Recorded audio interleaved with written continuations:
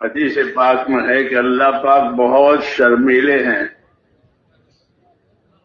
ان اللہ حی حی، اللہ بہت شرمیلے ہیں.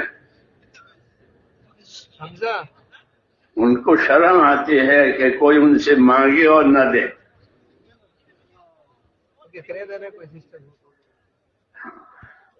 تو اللہ جب شرماتے ہیں ہم کو بھی شرمانا چاہیے اپنے نافرمانیوں سے، اپنے نافرمانیوں سے، اپنے کوتاہیوں سے شرما کر کے اللہ سے معافی مانگنی چاہیے. اللہ تعالیٰ کو معافی پسند ہے، خود اللہ معاف کرنے والا ہے اور معافی کو پسند کرتا ہے. انک عفو تحب العفو، کہ تو معاف کرنے والا ہے بذات خود اور معافی کو پسند بھی کرتا ہے. اس لیے اللہ تعالیٰ سے اپنی ذمہ داریاں پوری کرتے ہوئے معافیاں مانگنی، تاکہ ذمہ داری میں جو کمی آئی ہے وہ معاف ہو جائے اور مراد ہماری پوری ہو جائے. اس لیے دعا کا ایک دروازہ اللہ تعالیٰ نے کھلا رکھا ہے، اور یہ ایسا دروازہ ہے کہ آپ جس وقت چاہو مانگو. ورنہ بڑے بڑے لوگوں سے لوگ وقت مانگتے ہیں، بڑے بڑے لوگوں سے لوگ وقت لیتے ہیں کچھ کہنے سننے کے لیے. اللہ سے کوئی بڑا نہیں ہے. اللہ اکبر، کہ اللہ سب سے بڑا ہے. بڑائی اسی کے لیے ہے، اس کے اور کسی کے لیے نہیں ہے. وَلَهُ الْكِبْرِيَاءُ فِي السَّمَاوَاتِ وَالْأَرْضِ، زمینوں میں آسمانوں میں صرف اللہ کی بڑائی ہے، باقی کوئی بڑا نہیں ہے. لیکن اپنی کبریائی اور بڑائی کے باوجود اللہ تعالیٰ کا لطف و کرم، کہ اللہ کا لطف و کرم بہت وسیع ہے. ایک تو زمین کو بہت وسیع بنایا ہے اللہ نے اپنی عبادت کے لیے، کہ میری زمین بہت کشادہ ہے، اس پر میری عبادت کرو. اور ایک اپنے عفو درگزر کو بہت وسیع بنایا ہے، کہ کتنے گناہ لے کر کے آئے گا بندہ اور اللہ سے معافی مانگے گا تو اللہ معاف کر دے گا. اس لیے حکم ہے کہ کوئی اللہ سے نا امید نہ ہو. اللہ کا معاملہ ہمارے عملوں کے حساب سے نہیں ہے، ان کی اپنی ذات کے حساب سے ہے. اس لیے حکم ہے کہ اللہ تعالیٰ سے اچھا گمان رکھو. جابر بن عبداللہ فرماتے تھے کہ رسول صلی اللہ علیہ وسلم نے وفات سے 3 دن پہلے مجھ سے یہ فرمایا کہ جابر، تمہاری موت اس حال میں آوے کہ تمہارا گمان اپنے پروردگار کے ساتھ اچھا ہو. تمہارا گمان اپنے پروردگار کے ساتھ اچھا ہو. اس لیے کہ اللہ تعالیٰ بندے کے ساتھ اس کے گمان کے مطابق معاملہ کرے گا. اس لیے ہم کو ہدایت دی ہے ہمارے نبی نے کہ اپنے پروردگار کے ساتھ حسن ظن رکھو، اچھا گمان رکھو، کوئی نا امید نہ بنے. چاہے کتنا گنہگار ہو، 100 سال کا گنہگار ہو، تو بھی اللہ تعالیٰ کا عفو درگزر ہمارے گناہوں سے بہت زیادہ ہے. اللہم مغفرتک اوسع من ذنوبی ورحمتک ارجع عندی من عملی. ایک آدمی گناہوں سے تڑپ رہا تھا، تو اسے فرمایا کہ اٹھ، یہ کہ اللہم مغفرتک اوسع من ذنوبی ورحمتک ارجع عندی من عملی، کہ اللہ تیری مغفرت تو میرے گناہوں سے بہت زیادہ ہے، لامحدود ہے، اور تیری رحمت میرے عملوں سے بہت زیادہ ہے. کیونکہ رحمت عمل سے ملتی ہے، مغفرت استغفار سے ملتی ہے. تو امید دلائی.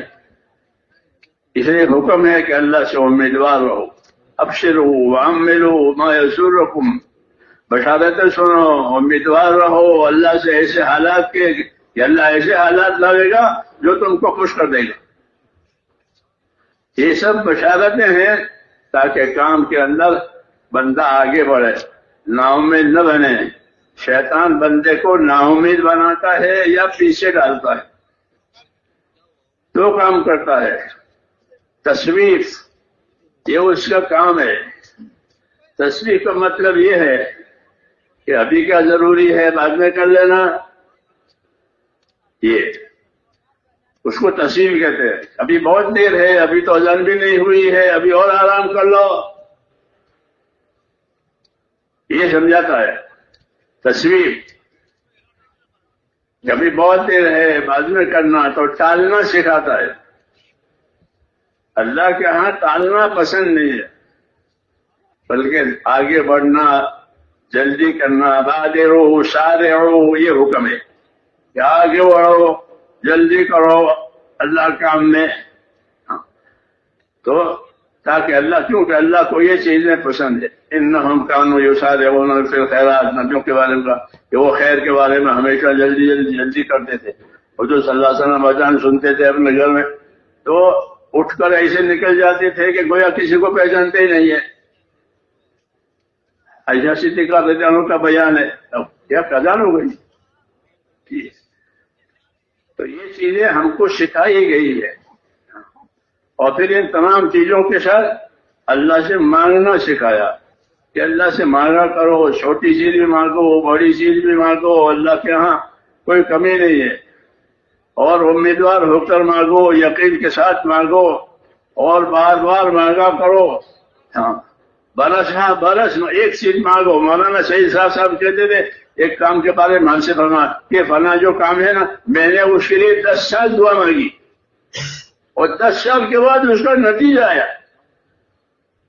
جی ہاں. تو جو اللہ والے ہوتے ہیں وہ دعا سے اکتاتے نہیں، کہ کیونکہ دعا میں 2 باتیں ہیں. ایک تو دعا ہماری حاجت ہے، دوسرا دعا خدا کی عبادت بھی ہے. کیونکہ غیر خدا سے دعا نہیں مانگ سکتے. غیر خدا سے دعا مانگنا شرک ہے، اور اللہ سے دعا مانگنا عبادت ہے. تو دعا کا ایک پہلو عبادت کا بھی ہے، دعا کا ایک پہلو ہماری حاجت کا بھی ہے.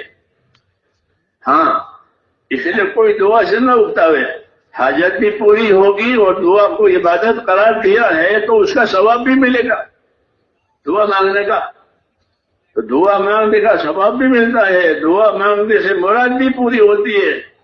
جی ہاں. کبھی مراد دیر سے پوری کرتے ہیں، کبھی مراد جلدی پوری کرتے ہیں.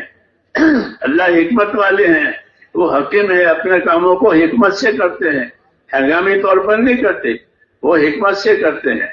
بعض مرتبہ حکمت سے تاخیر کرتے ہیں تو کوئی نا امید نہ بنے، اور بعض مرتبہ جلدی دے دیتے ہیں. حکمت کا تقاضا ہے کہ اس بندے کو جلدی دے دو، کو جلدی دے دیتے ہیں.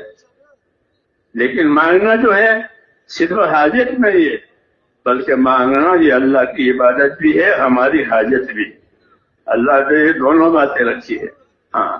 اور غیر خدا سے مانگنا شرک ہے، اس لیے اللہ سے ہی مانگا جائے گا اور بار بار مانگا جائے گا اور امید سے اور یقین سے مانگا جائے گا.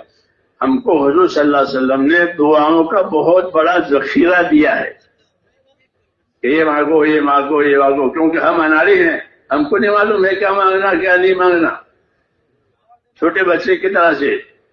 تو ہم کو دعاؤں کا بہت بڑا ذخیرہ دیا ہے. ہاں. آپ اپنے دعوت میں بھی نبی ہیں، اپنی دعا میں بھی نبی ہیں، دونوں میں. اپنی دعا میں آپ نبی ہیں، آپ نے دعاؤں کا پیغام ہم کو سب سکھایا ہے اور اللہ کی عبادت اور ایمان کی دعوت بھی دی ہے. تو آپ اپنی دعوت میں بھی نبی ہیں، اپنی دعا میں بھی نبی ہیں. اس لیے ہم کو دعائیں سکھائی ہے اور دعاؤں کا اہتمام کرنا یہ ضروری ہے. مایوس نہیں ہونا اور دعا چھوڑنا نہیں ہے، بلکہ دعا مانگتے رہنا.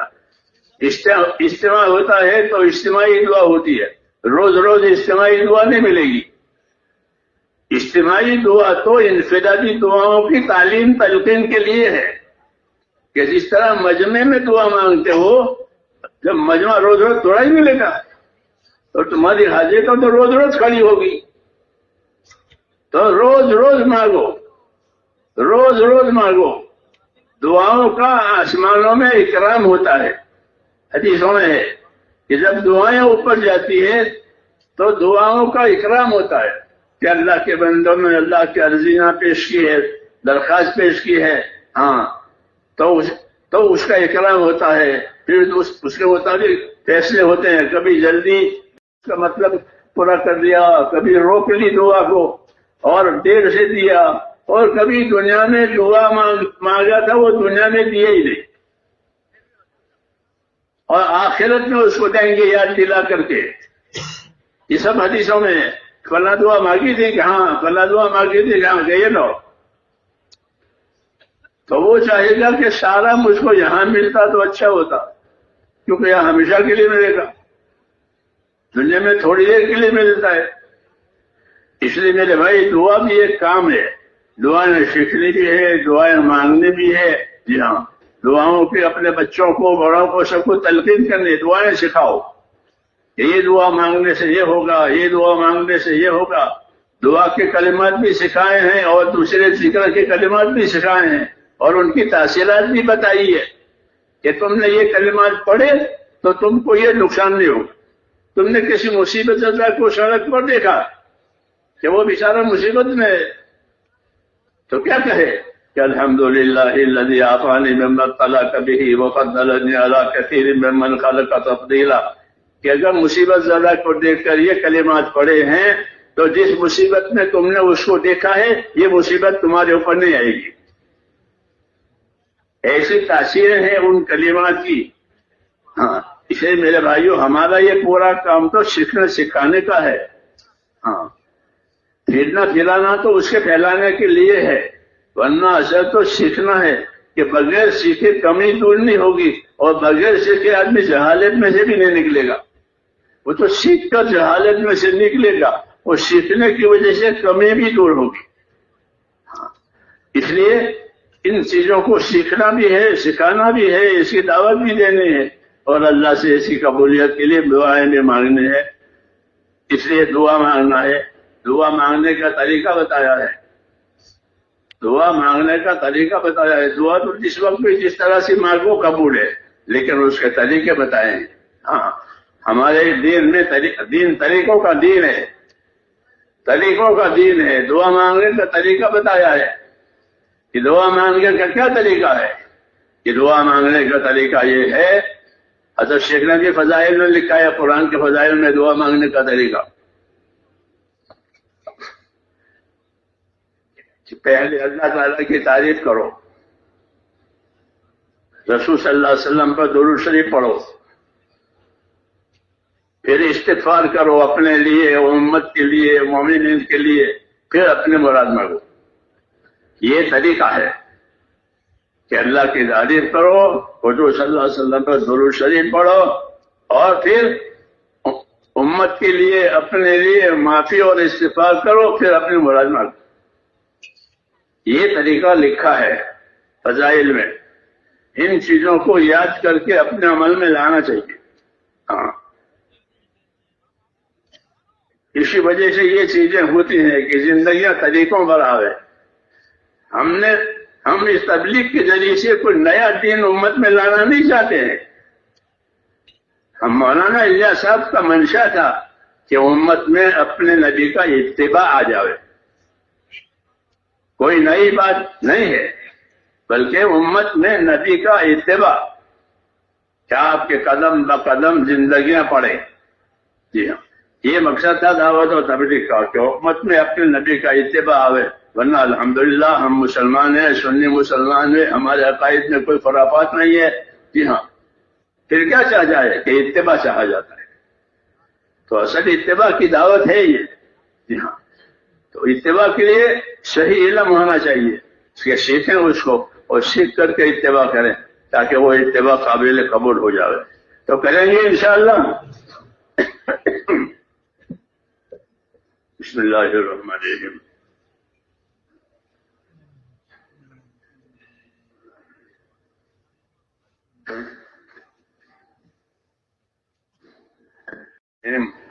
اللهم لك الحمد كله ولك الشكر كله ولك الملك كله بيدك الخير كله إليك يرجع الأمر كله لا إله إلا الله وحده لا شريك له له الملك وله الحمد يحيي ويميت وهو على كل شيء قدير اللهم أنت أحق من ذكر وأحق من عبد وأنصر من ابتغي وأرأف من ملك وأجود من سئل وأوسع من أعطى. اللهم أنت الملك، اللهم أنت الملك لا شريك لك والفرد لا ند لك، كل شيء هالك إلا وجهك، لن تطاع إلا بإذنك ولن تعصى إلا بعلمك، تطاع وتشكر وتعصى وتكبر.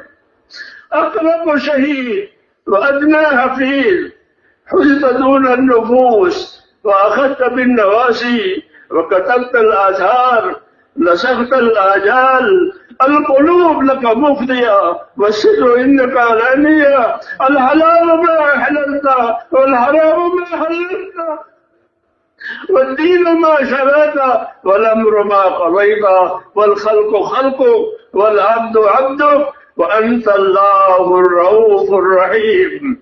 الخلق خلقك والعبد عبدك، وأنت الله الرؤوف الرحيم.